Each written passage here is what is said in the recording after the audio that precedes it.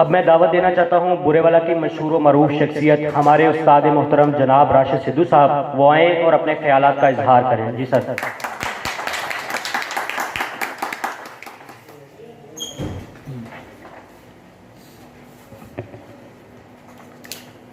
نحمدہ ونصلی ونسلم علی رسولہ الکریم، اما بعد اعوذ باللہ من الشیطان الرجیم، بسم اللہ الرحمن الرحیم۔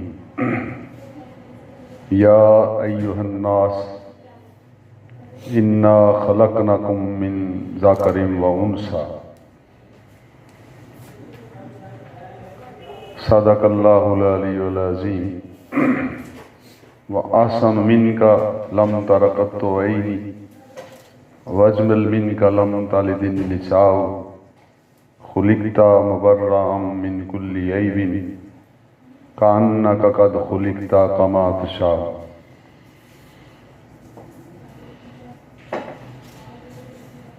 Dear Zunair Mirza Sahib,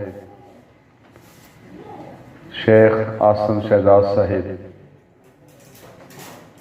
all the respectable participants, volunteers، سب سے پہلے تو میں زنیر مرزا صاحب کا، شیخ احسن شہزاد صاحب کا شکریہ ادا کرتا ہوں کہ جنہوں نے مجھے نوجوانوں کی تقریب میں مجھے نوجوان سمجھتے ہوئے مدعو کیا، اور اس کے ساتھ ساتھ میں تمام والنٹیئرز کو from the core of my heart welcome کرتا ہوں۔ یہ جو ویلکم کے لفظ ہیں یہ بڑے اہم لفظ ہوتے ہیں۔ کسی شاعر نے کہا تھا کہ آتے ہوئے خوش آمدید، جاتے ہوئے خدا حافظ، یہ دو لفظ ہی کافی ہیں اگر کوئی پیار سے کہہ دے۔ تو ہم انہیں دل کی گہرائیوں سے بڑے محبت و پیار سے آنکھیں فرش راہ کیے ہوئے ان نوجوانوں کو ویلکم کرتے ہیں۔ سب بسم اللہ جی آیاں نو کہندے ہیں، with open arms and thrice welcome to the darling of the spring, as the verse says in the daffodils۔ تو اس بھرپور انداز میں ان کے لیے آپ کلیپنگ بھی کریں۔ مجھے یہاں سٹیپ اپ جو ہے اس کے ممبران کو مبارکباد بھی دینا ہے اور اپریشیٹ بھی کرنا ہے، کیونکہ یہ جو حوصلہ افزائی ہوتی ہے یہ بڑا ضروری ہوتی ہے۔ کسی کو انکریج کرنا اگر کوئی صحیح کام کر رہا ہے، میرا خیال ہے کہ برے والا میں یہ پہلی تنظیم ہے جو جوانوں پر مشتمل ہے، اور یہ جو نوجوان ہیں یہ مستقبل کے معمار ہوتے ہیں۔ اگر ان کی تربیت ٹھیک ہو جائے، اگر یہ بنیاد ٹھیک ہو جائے، اور معاشرہ جب مضبوط بنیادوں پہ تعمیر ہوگا تو وہ عمارت بڑی مضبوط ہوگی۔ انہوں نے بڑا اچھا سٹیپ لیا 3 سال سے۔ میں نے یہاں جو سٹیج پہ گفتگو فرمائی انہوں نے، مجھے بڑا اچھا لگا۔ میں نے بھی وہی آیا کریمہ پڑھی ہے کہ انا خلقناکم من ذکر و انثی، کہ اے لوگو، اللہ تعالیٰ فرماتا ہے یہ جب تک کانسیپٹ کلیئر نہ ہو، میں ایک بات اور بھی یہاں آپ کے پلیٹ فارم سے کرنا چاہتا ہوں، اور ان کو ایک میں ایڈوائس بھی دینا چاہتا ہوں، وہ بڑی ضروری ہے۔ یہ بہت اچھا کام کر رہے ہیں، لوگوں کی مدد کر رہے ہیں، کچھ گھرانوں کے اخراجات برداشت کر رہے ہیں، یہ بہت نیکی کا کام ہے، لیکن میرے خیال میں اس سے بھی ایک بڑا نیکی کا کام ہے۔ جب میں اس موضوع پہ گفتگو کروں گا تو آپ کو بات وہ سمجھ آ جائے گی کہ وہ نیکی کا کام کیا ہے۔ جب تک وہ نہیں ہوتا ہمارے ہاں اسی چیز کی کمی رہ گئی ہے. یہاں بچوں نے گفتگو فرمائی تو اس میں دیکھا جیسے میں نے یہ آیا کریمہ پڑھی کہ تمہیں ایک مرد اور ایک عورت سے پیدا کیا. اللہ تعالیٰ فرما رہا ہے خلقکم من نفس واحدہ وخلق منہا زوجہا وبث منہما رجالا وکثیرا ونساء واتقوا اللہ لعلکم ترحمون. آدم سے پیدا کیا، پھر حوا علیہ السلام کو پیدا کیا، پھر یہ کائنات میں جتنے لوگ ہیں irrespective of creed, religion and belief، یہ تمام جو ہیں یہ اولاد آدم ہیں. اور اولاد آدم کے بارے میں اللہ تعالیٰ فرماتا ہے قرآن پاک میں کہ لَقَدْ خَلَقْنَا الْإِنسَانَ فِي أَحْسَنِ تَقْوِيمٍ. یہاں بھی انسان کا لفظ استعمال کیا گیا. یہ بات قابل غور ہے. کئی دفعہ ہمیں بات سمجھ نہیں آتی کہ لَقَدْ خَلَقْنَا الْإِنسَانَ فِي أَحْسَنِ تَقْوِيمٍ کہ man is a masterpiece of nature, کہ انسان قدرت کا شاہکار ہے، احسن تقویم ہے، تمام مخلوقات سے سب سے اعلیٰ و افضل ہے. اور یہ وَإِذْ قَالَ رَبُّكَ لِلْمَلَائِكَةِ إِنِّي جَاعِلٌ فِي الْأَرْضِ خَلِيفَةً، یہ نائب فی الارض ہے اللہ کا یہ انسان.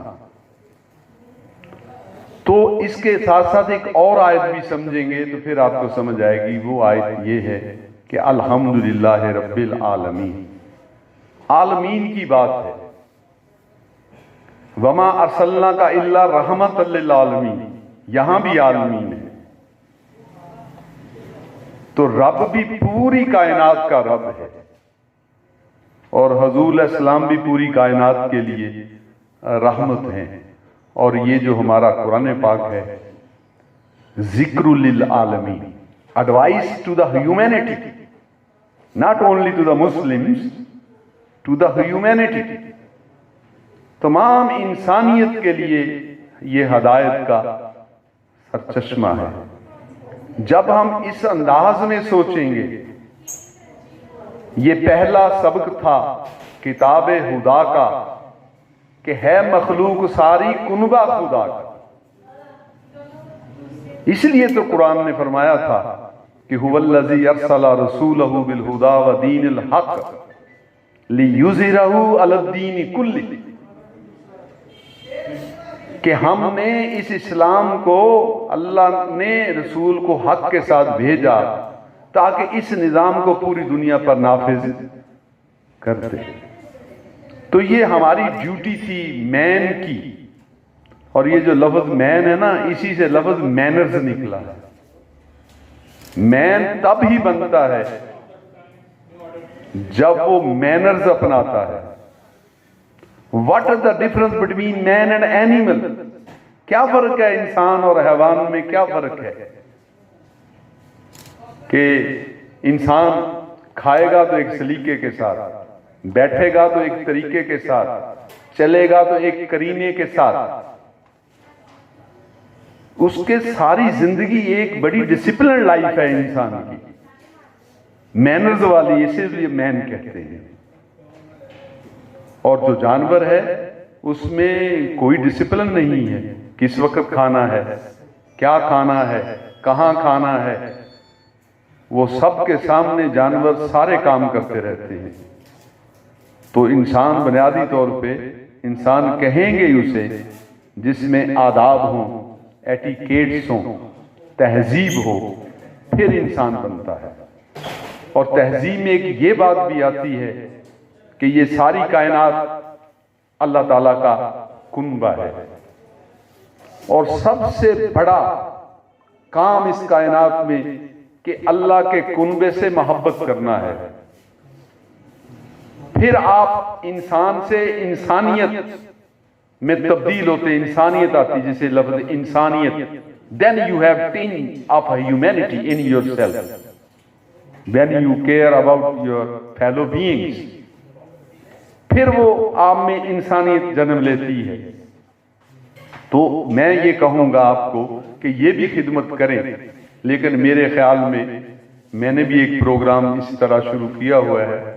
میرے خیال میں اس وقت ذہن سازی کی بہت ضرورت ہے, تربیت کی بڑی ضرورت ہے, جس کا قرآن نے بھی کہا تھا کہ قد من اللہ علی المومنین اذ بعث فیہم رسولا منہم یتلو علیہم آیاتہ ویزکیہم ویعلمہم الکتاب والحکمہ, کہ نبی علیہ السلام کو بھیجا, آیات کی تلاوت کرتے ہیں, تزکیہ نفس کی تربیت کرتے ہیں, علم سکھاتے ہیں اور حکمت کی باتیں سکھاتے ہیں. آج بچوں کو ان کی ڈائریکشن چینج کرنے کی ضرورت ہے, ان کی ڈائریکشن چینج کرنے کی ضرورت ہے, ورنہ اقبال نے کہا تھا کہ نہیں ہے نا امید اقبال اپنی کشت ویراں سے, ذرا نم ہو تو یہ مٹی بڑی زرخیز ہے ساقی. تو ان کے اندر تمام پوٹینشل ابیلٹی کیپیبلٹی ساری موجود ہے, لیکن اس کو تھوڑی سی چنگاری دکھانے کی ضرورت ہے.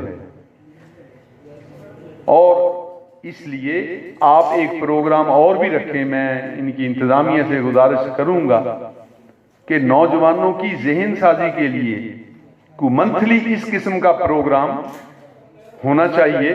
اور میری خدمات بھی ایز اے والنٹیئر, مجھے جس موضوع پہ آپ کہیں گے اس موضوع پہ میں گفتگو کے لیے تیار ہوں. جب بھی مجھے آپ بلائیں گے تو میرا خیال ہے کہ بغیر خرچے کے, بغیر ایکسپینسز کے ایسی چھوٹی چھوٹی گیدرنگ سٹنگز ہونی چاہیے, تاکہ ہم بنیادی طور پہ, آج کا ہر بندہ ڈپریشن کا شکار ہے, آج ہر بندہ سٹریس میں ہے, انگزائٹی ہے.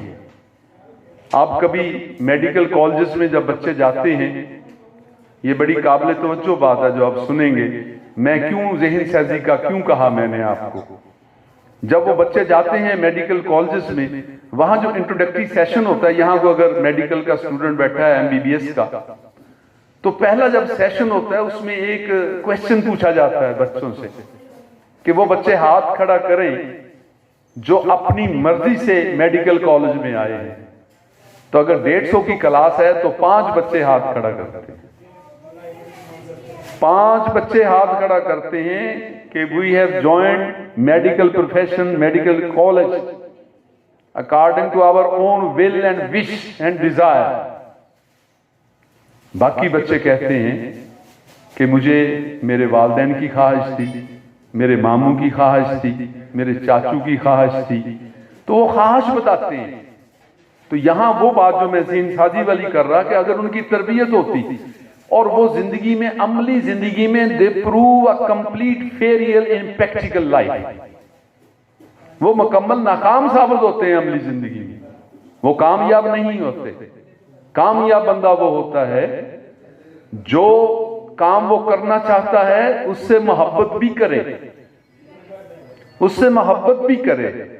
اور اگلی بات ہے, جس کام سے وہ محبت کرتا ہے اس کام کرنے کی اس میں صلاحیت بھی موجود ہو, اس میں صلاحیت بھی موجود ہو, پھر وہ انجوائے بھی کرے گا اور وہ اس کام سے لطف اندوز بھی ہوگا اور عملی زندگی میں کامیاب بھی ہوگا.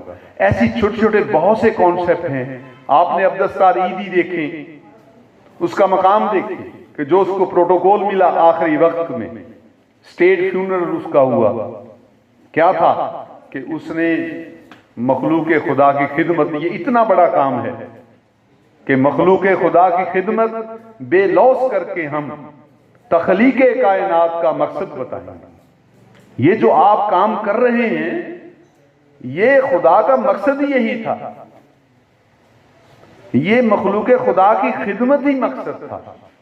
اور آپ کو ایک اور کانسیپٹ کلیئر کروں, وہ یہ ہے کہ خوشی بندے کے وہ کسی کو دینے سے ملتی ہے.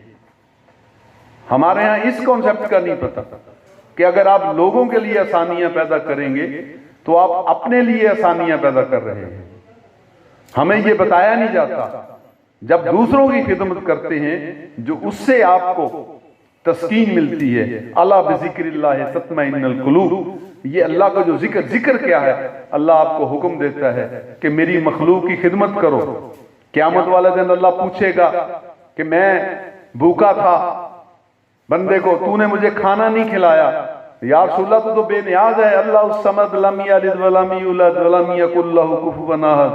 میرا فلاں بندہ بھوکا تھا، میں پیاسا تھا، تو نے مجھے پانی نہیں پلایا. تو اللہ کس کے لیے کہہ رہا ہے؟ اپنے بندوں کے لیے کہہ رہا ہے. تو یہ جب تک ہماری ذہن سازی نہیں ہو گئی، یہ جو ہم نماز پڑھتے ہیں، یہ نماز پڑھتے ہیں، اس کو ہم حقوق اللہ کہتے ہیں، لیکن ان حقوق اللہ میں اصل میں حقوق العباد چھپے ہوئے ہیں. جب آپ نماز پڑھتے ہیں، نماز سے پہلے طہارت کرتے ہیں، جسم کو پاک کرتے ہیں. آپ کو بیماری نہیں لگے گی اگر آپ 5 دفعہ غسل کریں، 5 دفعہ وضو کریں، آپ تندرست رہیں گے. تو اس میں حقوق اللہ، یہ تو حقوق العباد ہو گئے. نمبر 2، مسجد میں جائیں گے، وقت کی پابندی کریں گے. حقوق العباد، کسی سے وعدہ کیا یا ایھا الذین آمنوا اوفوا بالعہد ان العہد کان مسئولا. ٹائم دیا کسی 2 بجے پہنچوں گا، نماز 2 بجے ہوتی ہے. ٹریننگ ہوگی وقت کی پابندی کی. آپ نے دیکھا عملی زندگی میں ہم وقت کی پابندی نہیں کرتے. کسی شادی میں دیکھ لیں، کسی فوتگی پہ دیکھ لیں، کسی فنکشن میں دیکھ لیں، نمازیں بھی پڑھتے ہیں. اس کا مطلب کانسیپٹ نہیں کلیئر. تیسرا کیا ہوگا وہاں جسے ہم حقوق اللہ کہتے ہیں؟ یہ حقوق اللہ کی تشریح کر رہا ہوں کہ ایک ہی سب میں کھڑے ہو گئے محمود و ایاز. نہ کوئی بندہ رہا، نہ کوئی بندہ نواز.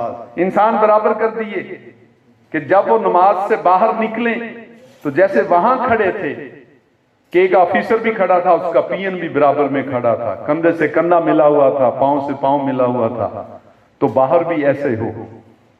تو وہ حقوق العباد کی ٹریننگ ہے اصل میں، جسے ہم حقوق اللہ بھی کہتے ہیں.